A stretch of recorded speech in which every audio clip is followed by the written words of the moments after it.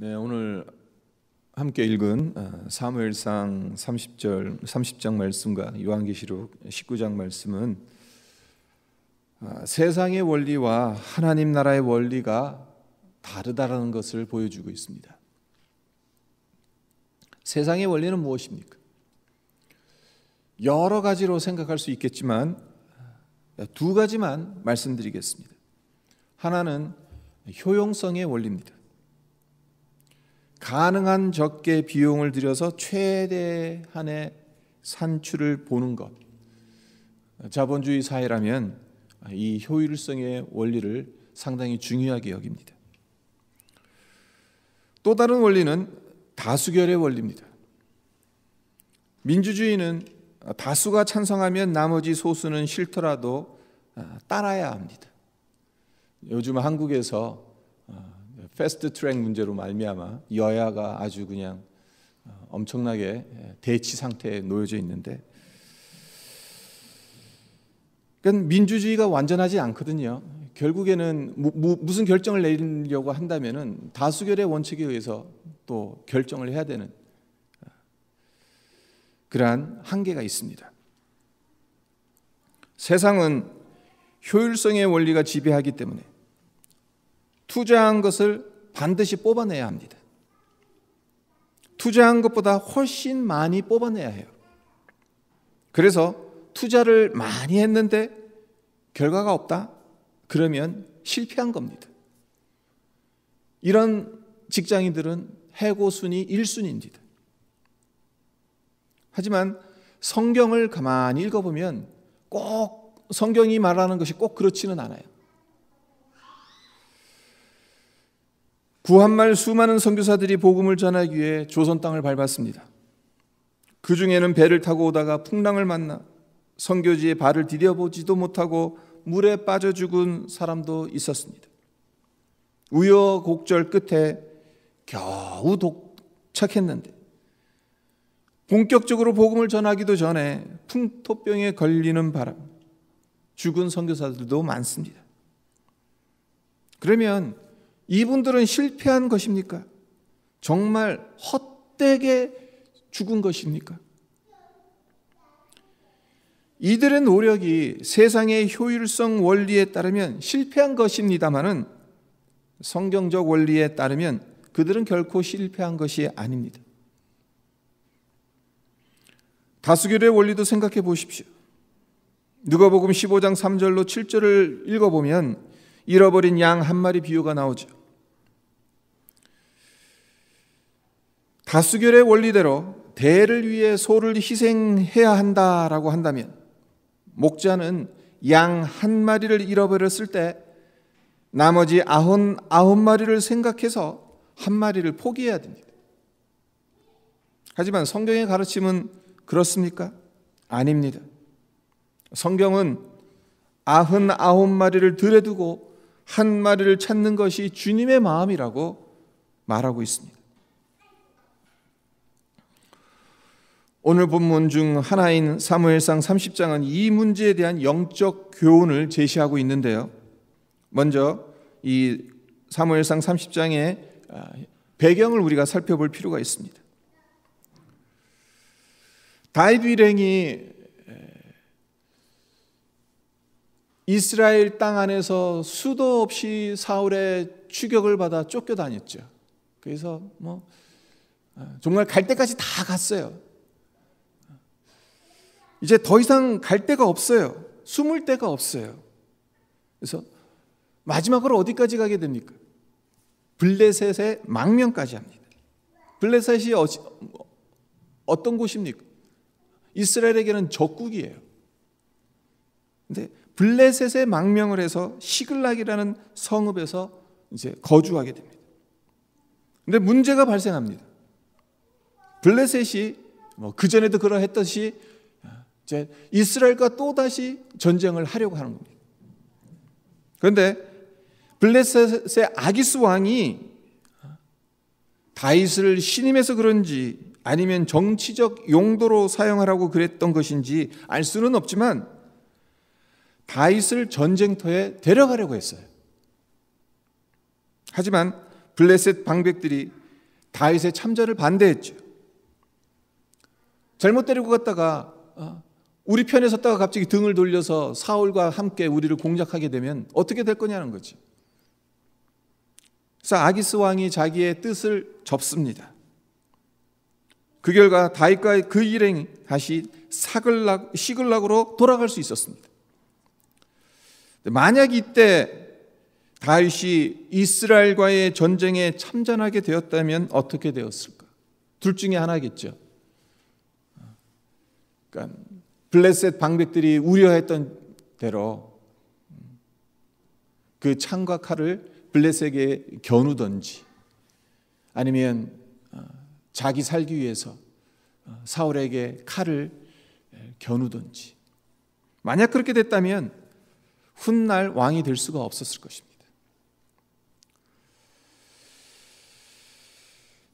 다행히도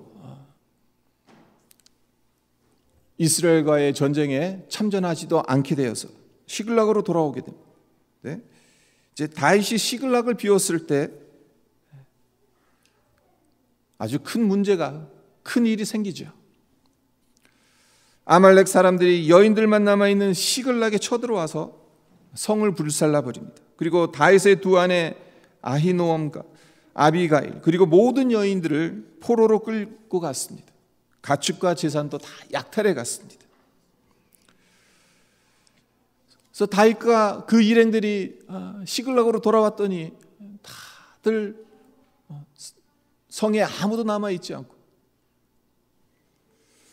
모든 재산들이 다 지금 약탈당한 것을 발견하게 됐어요. 얼마나 절망하고 분노했겠습니까? 당시 상황을 사무엘서 기자는 3절과 4절에서 이렇게 기록하고 있습니다. 다윗과 그의 사람들이 성읍에 이르러 본즉 성읍이 불탔고 자기들의 아내와 자녀들이 사로잡혔는지라. 다윗과 그와 함께한 백성이 울 기력이 없도록 소리를 높여 울었더라.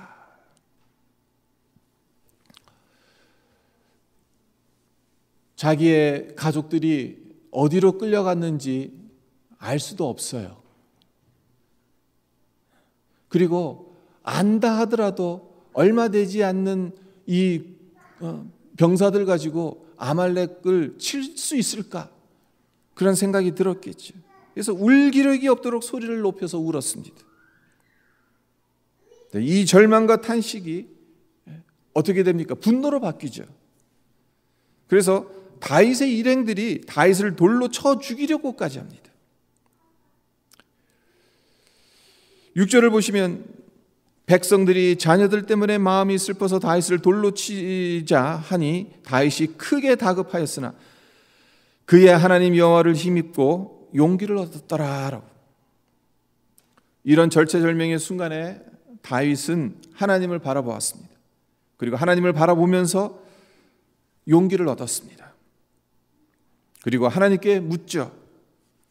8절을 보면 다윗이 여호와께 묻자와 이르되 내가 이 군대를 추격하면 따라잡겠나이까 하니 여호와께서 그에게 대답하시되 그를 쫓아가라. 내가 반드시 따라잡고 도로 찾으리라. 하나님께 묻고 하나님은 다윗에게 응답을 주십니다. 확실한 응답을 하나님께서 주시니까 다윗이 600명의 부하를 데리고 아말렉 사람들을 추격하게 되죠. 근데 이 추격 상황에서 또 다른 문제가 발생합니다. 쉬지 않고 행군을 하는 바람. 그래서 아기스 왕을 만나고 돌아왔잖아요. 그 길이 한 3일 길이라고 해요. 3일 길을 이렇게 돌아왔는데 쉬지도 못한 상태에서 지금 시글락성이 완전히 약탈되고 가족들은 어디론가 다 끌려가게 되고, 그러니까 쉬지 못하고 또 다시 아말렉을 추격하러 가는 거예요. 그러니까 얼마나 피곤했겠어요.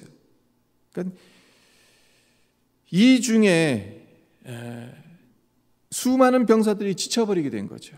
그리고 그 숫자를 세어보니까 200명이 되는 겁니다. 전체 병력의 3분의 1이 쓸모없게 되는 셈인 거예요. 다윗으로는 상당히 어려운 상황입니다. 하지만 이들을 데리고는 아말렉 사람들을 빨리 추격할 수 없다라는 것을 알았기 때문에 할 수 없이 이 200명을 브솔 시내에 남겨두죠. 그리고 400명과 함께 추격해서 결국 아말렉을 따라잡고 그들을 쳐서 끌려갔던 가족들 그리고 재산들 다 되찾아오죠. 여기까지만 보면 이제 모든 문제가 해결된 것입니다. 이제 집으로 돌아가면 되는 거예요. 하지만 이제 아말렉을 다 무찌르고 돌아오는데 또 다른 예상치 못한 문제가 그들 앞에 기다리고 있었죠. 그것이 무엇입니까? 21절을 보시면 다윗과 400명의 부하들이 아말렉을 무찌르고 가족들과 재산을 다 찾아 돌아오는 길에 부솔 시내에 남겨진 200명의 부하들을 다시 만나게 되죠. 다윗이 전에 피곤하여 능히 자기를 따르지 못함으로 부솔 시내에 머물게 한 200명에게 오매. 네, 여기서 부솔 시내에 남겨진 200명의 심정을 한번 생각해 보세요. 전쟁에서 이기고 돌아오는 동료들을 보고 그리고 끌려가서 생사조차 알 수 없었던 가족을 만나게 되니까 얼마나 반가웠겠습니까? 얼마나 기뻤겠습니까? 하지만 다른 한편으로는 얼마나 미안한 마음이 들었겠습니까? 미안해서 고개를 들지 못했을 것인데. 그런데 22절을 보시면 사무엘서 기자가 이렇게 기록을 합니다. 다윗과 함께 갔던 자들 가운데 악한 자와 불량배들이 다 이르되 그들이 우리와 함께 가지 아니하였은즉 우리가 도로 찾은 물건은 무엇이든지 그들에게 주지 말고 각자의 처자만 데리고 떠나가게 하라 하는지라.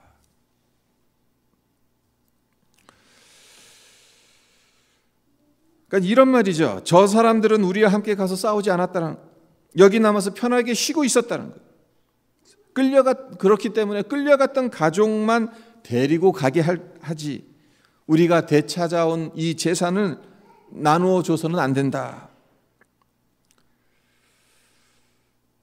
힘든데도 죽어라 쫓아가서 목숨 걸고 싸웠는데 지쳤다고 부솔 시내에 남아서 쉬고 있던 자들과 똑같은 보상을 받는다면 불공평하지 않냐는 그런 말이죠. 맞는 말입니다. 상식적으로 당연한 요구입니다. 많이 일한 사람이 더 많은 보상을 받아야 하는 것이고 적게 일한 사람은 적게 받아야 합니다. 하지만 성경은 이렇게 말한 자를 뭐라고 지금 부르고 있습니까? 악한 자와 불량배라고 부르고 있다는 거예요. 이것을 우리는 주목할 필요가 있습니다. 세상적인 관점으로 보게 되면 당연한 요구인데 성경은 이런 자들을 가리켜서 악한 자와 불량배라고 말하고 있다는 사실입니다. 저는 이런 상상을 해봤습니다. 이 상황에서 만약 다윗이 민주적인 절차를 따라 다수결의 원칙으로 이 문제를 해결했다면 어떻게 되었을까? 틀림없이 400명의 군사들, 그들은 전쟁에 참여한 자들에게만 다시 찾은 이 재산을 나누어 줘야 한다는 쪽에 표를 던졌을 것입니다. 이게 민주주의고 공정한 누리죠. 지도자라면 마땅히 이렇게 해야 합니다. 하지만 다윗은 그렇게 하지 않았다는 것입니다. 23절과 24절을 보십시오. 다윗이 이르되 나의 형제들아 여호와께서 우리를 보호하시고 우리를 치러 온 그 군대를 우리 손에 넘기셨은즉 그가 우리에게 주신 것을 너희가 이같이 못하리라. 이 일에 누가 너에게 듣겠느냐? 전장에 내려갔던 자의 분깃이나 소유물 곁에 머물렀던 자의 분깃이 동일하시니 같이 분배할 것이니라 하고. 무슨 뜻입니까? 우리가 전쟁에 이기고 가족과 재산을 되찾아온 것이 우리 실력이 좋아서가 아니라는 겁니다. 하나님께서 함께 하셨기 때문에, 하나님께서 도와주셨기 때문이라고 말하는 것입니다. 만약 우리가 잘해서 이긴 것이라면 이 모든 것을 나누는 것에 차등을 두어야 하겠지만 우리가 한 것이 아니라 하나님께서 하신 일이기 때문에 이 재산을 분배하는 일에 차등을 두면 안 된다라고 말하는 거죠. 생각해 보세요. 다윗을 따랐던 사람들이 본래 어떠한 자들이었습니까? 환난 당한 자들입니다. 빚진 자들입니다. 마음이 원통한 자들이었습니다. 내세울 만한 것이 전혀 없던 자들이었습니다. 그런 자들이 하나님의 섭리와 구원 안으로 들어오게 돼요. 다윗을 통해서 하나님께서 하신 일들에 이들이 동참할 수 있었던 거예요. 아말렉 추격 사건도 마찬가지죠. 시글락으로 돌아왔을 때 그들은 다윗을 돌로 쳐 죽이려고 했어요. 그런 그들이 전쟁에서 승리하고 가족과 죄해하고 또 빼앗겼던 재산들을 다 되찾을 수 있었던 것은 다윗이 하나님을 전적으로 의지해서 기도했고 하나님께서 응답하셨기 때문이죠. 세상적인 관점으로 보면 다윗의 결정은 비효율적이고 비민주적인 결정입니다. 하지만 25절을 보십시오. 그날부터 다윗이 이것으로 이스라엘의 율례와 규례를 삼았더니 오늘까지 이르니라. 이 원칙이 하나님께서 기뻐하시지 않았다면 이스라엘의 율례와 규례를 삼을 수 없었을 것입니다. 그렇다면 다윗이 어떻게 이런 일들을 실행할 수 있었던가? 세상적인 원리에 따라서 효율성의 원리와 다수결의 원리 그것에 따라가지 않고 어떻게 보면 참 어리석어 보이는 그러한 방법으로 이 문제들을 해결했습니다. 오늘의 또 다른 본문인 요한계시록 19장 7절과 8절과 연관해서 이 점을 생각해 보도록 하겠습니다. 구원의 여정에서 하나님은 고집스럽게 우리를 하나님의 백성으로 빚어가십니다. 그렇기 때문에 하나님께서 다 하실 것인데 굳이 우리가 나설 필요가 있냐라는 생각을 할 수도 있어요. 하나님께서 전적으로 그 길을 인도하신다면 다윗은 뒷짐지고 가만히 있어도 되는 것 아니냐라고 물을 수 있습니다. 아말렉을 쫓아가 식솔들을 구한 사건도 하나님께서 구해 주시기를 마냥 기다리면 되는 것 아니냐라고 물을 수도 있습니다. 네, 요한계시록 19장 7절을 보시면요. 우리가 즐거워하고 크게 기뻐하며 그에게 영광을 돌리세 어린 양의 혼인기약이 이르렀고 그의 아내가 자신을 준비하였으므로. 8절도 보세요. 그에게 빛나고 깨끗한 세마포 옷을 입도록 허락하셨으니 이 세마포 옷은 성도들의 옳은 행실이로다 하더라. 문맥상으로 보자면 7절은 신부가 혼인잔치를 스스로 준비했다라는 뜻이 됩니다. 그와 반면에 8절은 옳은 행실, 그것은 세마포 옷을 어린 양 되시는 주님이 입혀주신다는 것이 돼요. 언뜻 보기엔 이 두 구절 서로 반대되는 개념처럼, 서로 상충되는 것처럼 보여요. 7절에서는 신부가 스스로 옷 단장해야 된다. 그러니까 우리의 어떤 그 노력이 필요하다는 것, 우리의 단장이 필요하다는 것. 하지만 8절에서는 예수님께서 신랑이 옷을 입혀줘야 됩니다. 전적으로 은혜에 의해서 우리가 의롭다 하심을 입었다. 상반되는 것처럼 보이죠. 하지만 그렇지 않다는 것입니다. 구원은 하나님께서 전적으로 선물로 주신 것이기는 하지만 우리가 빈둥빈둥 백수처럼 가만히 있어도 된다는 것은 아닙니다. 구원에 합당한 삶을 살아가야 할 책임이 우리에게 있다는 사실입니다. 그리고 성경에서 말하고 있는 옳은 행실은 아담의 후손으로 사탄의 유혹에 빠져서 저질렀던 더러운 것들을 끊어내고 그와 정반대의 삶을 살아가는 것이 의미하는 거예요. 어디서 찾을 수 있냐면요, 로마서 8장 13절입니다.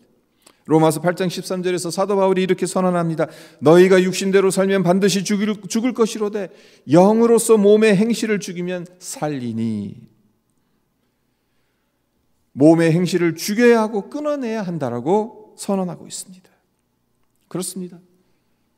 우리가 끊어내야 하는 것, 그것은 육신대로 사는 것, 몸의 행실입니다.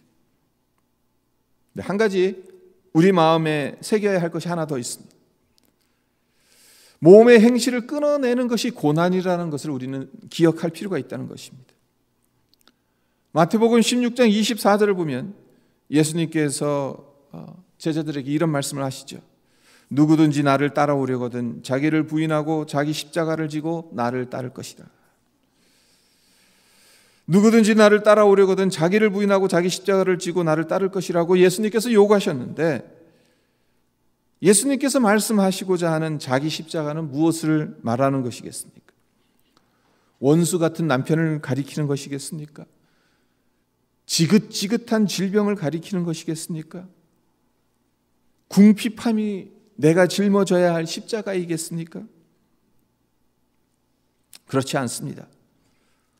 예수님께서 지라고 하신 자기 십자가는 예수님께서 지신 십자가를 우리의 삶에서 드러내는 겁니다. 십자가가 바로 고난 그 자체라는 거예요. 힘들게 사는 것이 고난이 아니라 십자가가 고난이라는 거예요. 자기 몸의 행실을 죽이는 것이 십자가인 것이고 고난이라는 거예요. 우리는 십자가를 억지로 지고 가야 하는 것이다라고 착각하기 쉽습니다만은, 예수님의 십자가를 우리의 삶에서 드러내지 못한다면, 아무리 도덕적으로 살고 교회에 열심히 다닌다 하더라도 몸의 행실을 끊어내지 못합니다. 성도들의 고난은요, 예수가 지신 십자가의 내용이 담겨 있어야 합니다. 다른 말로 하면 우리의 삶 자체가 복음이어야 한다는 거예요. 내 몸의 행실을 성령으로 끊어내서 다른 사람에게 유익이 되고 하나님께 영광을 돌려야 한다는 사실. 고난을 상황으로 판단하지 마세요. 우리가 쉽게 범하는 잘못 중에 하나가 내게 어려운 일, 내게 힘든 일, 내가 극복하기 힘든 상황, 그런 것에 놓이게 되면 내가 고난받고 있구나라고 생각을 합니다. 맞기는 합니다만, 예수님께서 성경에서 우리에게 말하고자 하는 그 고난의 깊이는 어떠한 상황적인 차원에서 말씀하시는 게 아니에요. 내가 예수의 흔적이 있냐는 거예요, 내 안에. 내 삶이 복음을 캐리하고 있냐는 거예요. 만약 고난을 상황으로 인식한다면 부자이고 형통한 사람은 고난 받을 일이 없잖아요. 일이 다 잘 풀리고. 그렇지 않죠. 고난을 나에게 어려움을 가져다 주는 상황으로 인식하는 것, 본질을 놓치기 쉽습니다. 우리가 진정 예수를 믿고 따르는 자들이라면 삶 속에서 예수의 십자가를 드러내기 위해 옛 습관과 몸의 행실을 끊어내야 한다는 것을 잊지 마시기를 부탁드립니다. 이것이 성도의 고난입니다. 그리고 요한계시록 19장에서 말하고 있는 옳은 행실입니다. 믿음의 선진들은 이 고난을 통과한 사람들이라고 말할 수 있습니다. 다윗 역시 사울의 쫓김을 피해 15년 넘게 광야에서 떠돌아다녀야 했고, 이마저도 힘들게 되니까 적국인 블레셋에 망명한 시글락에서 지낼 수밖에 없는 신세가 되었습니다. 설상가상으로 동고동락했던 부하들에게 돌에 맞아 죽을 뻔하기도 했습니다. 그러나 그 순간에도 다윗은 그에게 닥친 상황을 불평하고 원망하지 않았습니다. 오히려 하나님을 바라보고 의지했습니다. 아말렉을 무찌르고 돌아왔을 때도 세상적인 원리가 아닌 하나님의 원리로 낙오된 200명에게 다시 찾은 재산을 나누게 했습니다. 그러니까 죄악된 본성에 휘둘리지 않았다는 겁니다. 하나님 보시기에 옳은 행실을 행했다는 거죠. 그로 말미암아 부솔 시내에서 은혜의 유통자가 될 수 있었다라는 사실입니다. 중요한 사실은 부솔 시내에서 다윗이 하나님 보시기에 옳은 행실을 행함으로 은혜의 통로가 되고 유통자가 되었다라는 사실입니다.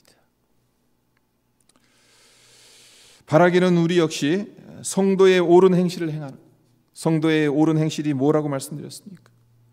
예수의 십자가가 나를 통해 드러나는 것입니다.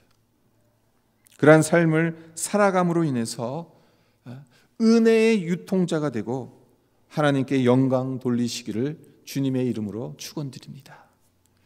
오늘 말씀 잠깐 묵상하면서 기도하도록 하겠습니다. 네, 다윗이 시글락으로까지 쫓겨갔습니다.